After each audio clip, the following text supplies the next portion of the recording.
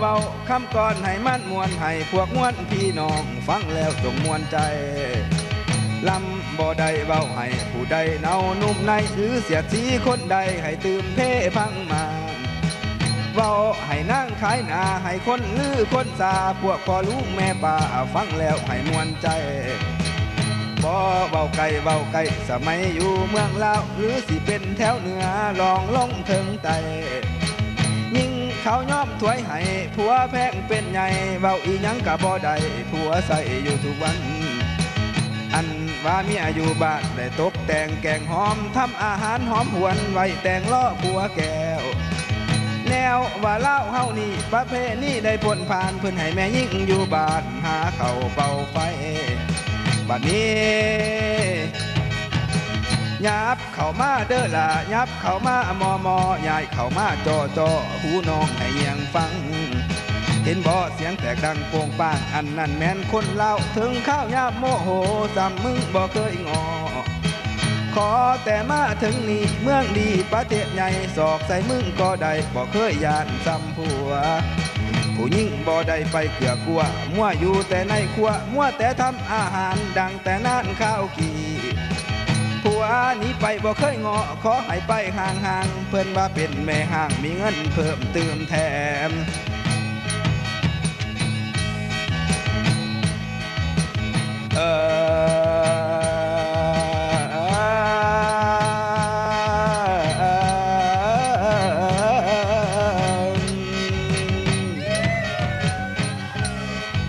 หัวปะแล้วก็เฝ้าไปแจ้งแบ่งซื้อกินเงินแถมยังตัดเงินผัวตื่มน้อทั้งลูกเกินสนุกเด้ลาสิงโกมาเด้อเงินหมื่นบ่ได้นอนสะอื่นคือเขาเก่าเดิมรัฐบาลยังได้เพิ่มหลังบักใหญ่เฮือนหลวงบ่จักกินจักนอนปีหนึ่งเพียง3 หอยคอยอยู่เฮือนก็มีใส่แบ่งเอาหบไว้ไปเที่ยวลาวถึงวันเสาร์ก็แวะเข้าไปเที่ยวในเมืองคาสิโนเขาล้อเบิ่งจ่ายเงินบ่เคยงอนั่งเอ้ยรอแต่วันเสาร์เขาสิไปเมาไปหอนสิไปลิ้นไปหยอดบ่เคยยานซ้ำผู้ชาย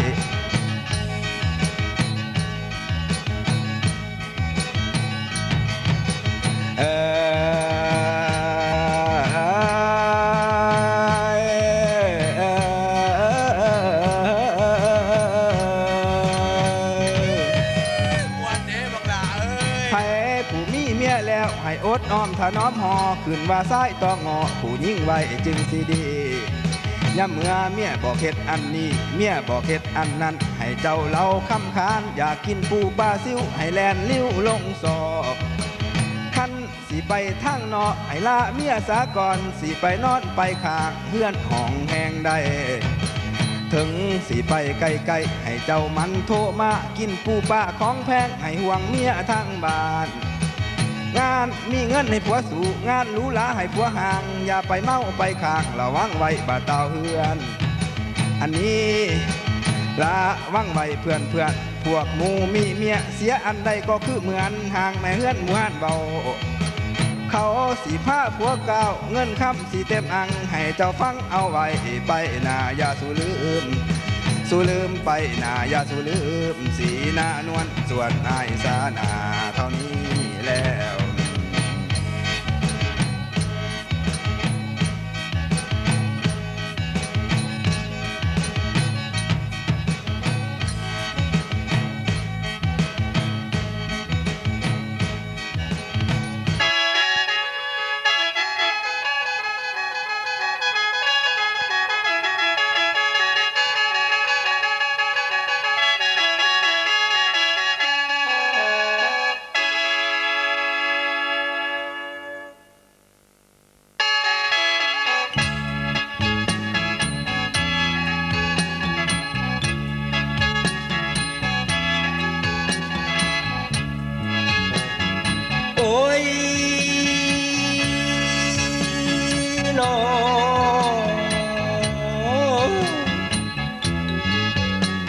ปัดนี้ลำสิได้ดอกกาวตาลละคุณพ่อละบิดา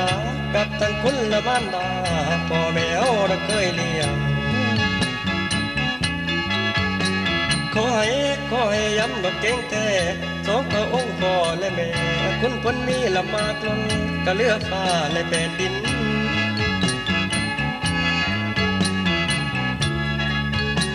ฉะนั้นย้ำพ่อปากดอกต่อทานอย่าได้หวานดอกคำแข็งให้เจ้าแป้งดอกคำงามอย่าได้มีดอกคำหายขอให้เตรียมถนอมเลี้ยงของกินน่ะอันแสบคิดถึงข้าวจะเพิ่นเลี้ยงงามน้อยละเมื่อเยาว์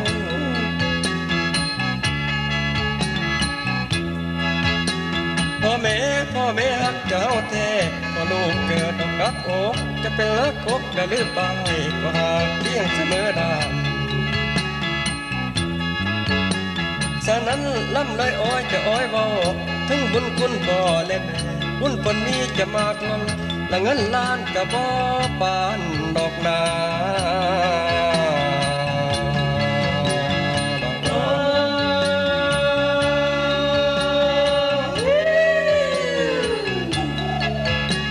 เพิ่นว่าคันบ่มีลูกน้อยมาสืบนอแทนแนวกลัวจะเป็นละคนป่อยบาดว่ายามดอนต้นเฒ่าแม่จริงคิดก็อยากได้แต่บุตรตากับลูกอ่อนบ่เห็นแก่ความละทุกคนที่มาตั้งบักเสียงบุญยามใดฟ้าดอกสูดพลก็หลุดจากกันโอทอนแม่นี่มีดอกความสุขก็ดังส้มวิมานฟ้าก็ว่าได้ดอกเข็นหน้าละบุตรตากับลูกอ่อนยังเรามีกระทุกคนคือการเข้ามันอยู่กำเมื่อนั้นละต้องกะลำดอกของเลี้ยงกินเกลือกับข้าวจีทั้งเรากินละน้ำหองละนอนข้างแม่สะแนน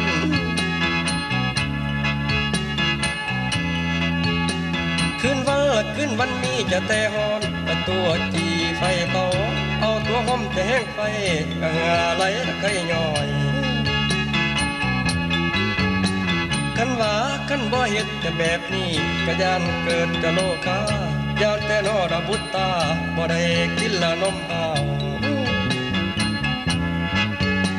ย่านแต่ต้นดอกตัวเจ้าบ่สมบูรณ์ละมุนมันแม่จึงนั่งได้ถูกพรก็นั้นการจะผ่านเดือนละนา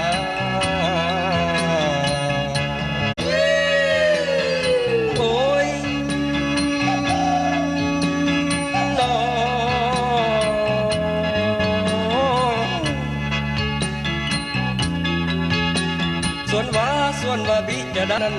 บ่เฮงวันดอกเศร้าแต่เห็นเมียเจ็บแต่ปวดท้องใจสะท้านบางงอมเงากลัวว่าเว้นดอกกำตองไอ้เมียแพงสิตายจ๋าความลำบากก็บ่เตืองกระต้นไตแลนเนื้อฉะนั้นละบ่ได้เลือกกระสังแท้หามาหมดทุกสิ่งทั้งหมอยาและหมอทอบ่ตำแย่ให้มาสวยทั้งนึ่งข้าวและตักน้ำตำข้าวและฝ่าฝืนคำคืนพอมีนอตั้งแต่จองกะมองไฟยานมันอ่อนละจันว่าหมอจะน้ำพรบ่ลงคอนดอกกึ่งกลางยันว่าพายจะแลเป่าอาการคืนสิมาหมอพวกจึงจอบกะแลจอบก็มองไว้เหมือนสู้ยามละนาละนา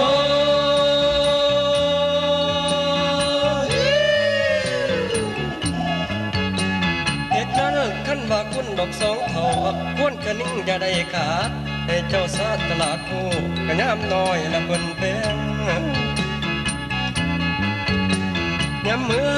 อเจ้าละยังน้อยสำอ้อยห้องหาแม่หนาวมาให้แม่ตุ้มละกุมผ้าละกอดนอนยามเมื่อต้นดอกตัวฮ้อนก็วิ่งวอนให้แม่สวยแม่อยากเข้ากะแลน้ำไปหวานสมละแม่หา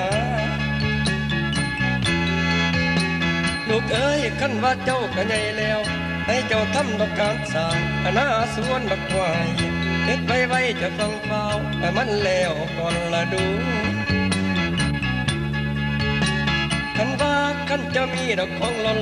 เหลือเงินไต่ตลาดบ่มีความละทุกข์พอละใบหน้ากะกองใสอยู่ทางทำจะบนสางกสินทำเลี้ยงพ่อแม่คุณพ่อแม่สิเลนตุมกันแย่งเจ้าบัดเมื่อดนดองนา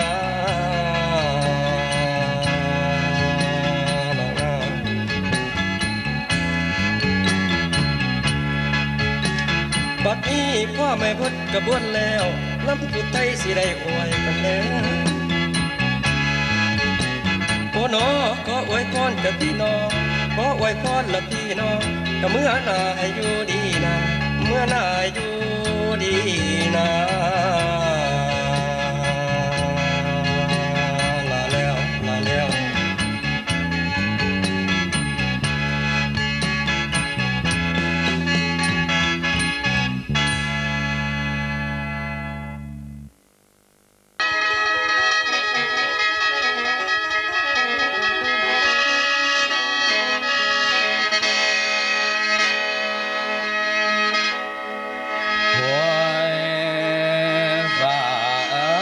ฟ้าห้องหำทั้งเมืองลาวฟ้าห้องเหงาทั้งเมืองนอกให้อายคืนบ่คืนดอกคืนเมื่อหาน้องอุ่นเป็นจังใดก็สิขออยู่พี่นำเจ้าโอ้อยู่เฮือน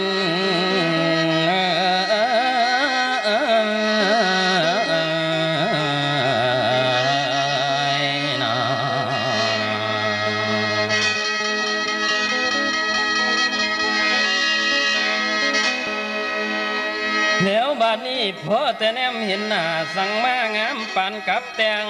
ไผกะแย้งบัดเพิ่นยิ้มจนลืมเบาว่าแม่นแทนแขนขานางงามสวยปานกับว่ามีคนเหล่าผมยาวๆสีดำสง่างามแท้น้อน้อง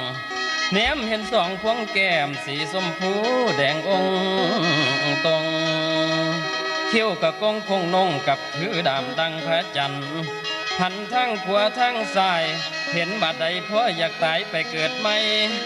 ตายเป็นนอแผ่นผ่าเพราะให้น้องได้ห่อเคียงนางบ่ลิงลำสิ่งคนงามน้องบ่เกี่ยวน้องบ่เหลียวลำอายสิตายทิ่มแม่นสร้างมันอันนี้หนอหันมาฟังลำข่อยคำแสนสิขอเก่าฟังเรื่องราวสิเล่าไว้ให้คนหูว่าหอมทางเสียงแตกดังปุงปางกับคนลือละคนซากาสิโนนอบอนเจ้าสิไปเข้าดอกเสียงดวงเปิดหูตากว้างกว้างบ่ต้องห่วงละทางเฮือนนอนกลางคืนฝันหวานว่าสิมีเงินล้านแนวนอนฝันละคืนนี้ฝันดีโนจนเหลือเสือฝันได้เมื่อเดือสันฟ้าเข้าหาเจ้าเล่าพระอินทร์ได้ยินเสียงแถนเว้าว่าเอาคนมาแต่สั้นลุมนอนตื่นขึ้นเด้อมือเศร้าอันตัวเจ้าจังสิเห็นหวยมันสิสวยถึงตายสั้นบ่นอเฮานี่มีแต่คนเขาเว้าว่าไปมาได้ก้อนใหญ่ฝากใส่ข้างนอใส่แบ่งจนเหลือใส่จ่ายบ่ทนคนเอามาทั้งบ้านเฮือนสั้นแล้วใส่ใจได้กำไรนอทุกมือบอกเคยเว้าละว่าสวยบางคนนอสู้ผัดสวยสิสวยเติมจนเสียหลายถึงวันสุกยามใดเบิ่งเพิ่นไว้ฝ่าวเลิกจากการเลยเข้าในเมืองอันเหียบด่วนบ่ยอมส่วนหอดหมู่เพื่อนแถมซ้ำบ่เล่าเมียเสียวันสุก200หอดวันเสาร์ผัดได้ตืมเฮ็ดให้ลืมนอบ่ได้กำไรนั่นหอด4,000พี่น้องเอ๋ยถึงเวลากลับบ้านเงินค่ำกะแจกใจลูกและเมียน้ออยากได้เท่าใดนั้นให้ว่ามาตกมาเด้อหอดมือหน้าฟ้าเอ๋ยน้อบ่สวยปอนเท่าใดนับมือสวยบ่เหลือไว้แม่น1 เซน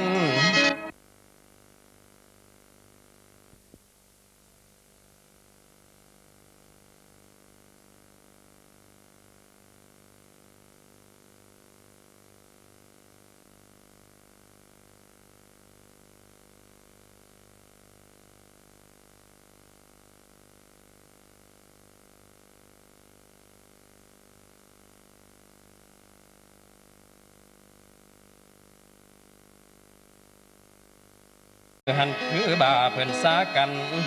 หันมาฟังทางนี้ไผมีเงินให้ยัดใส่กินกำไรนอดอกเบี้ยสินำแบ่งแม่นบ่ดีบ่คนฟัง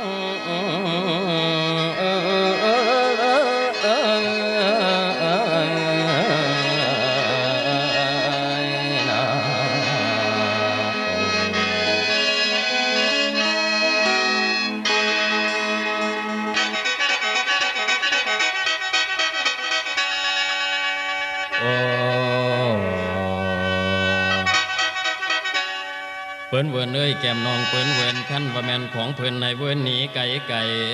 คันบ่แม่นของไผให้เจ้าไหลมาเวินบอนตาหลิงนั่นนะทั้งบ้านอายป้าน้อคนงามเอ้ยแล้ว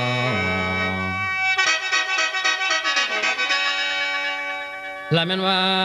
น้อนายกันฟังคือเจ้าเล่าเฮาสมัยใหม่บ่ว่าไกลและไกลสิฟังได้ทุกคน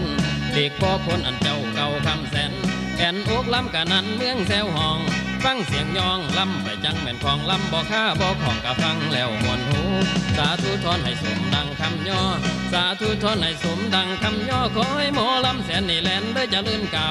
ฟังคำเบาคนฟังกับบ่บ่นขอให้มวนโมเจ้าหันรวยขึ้นอย่าถอย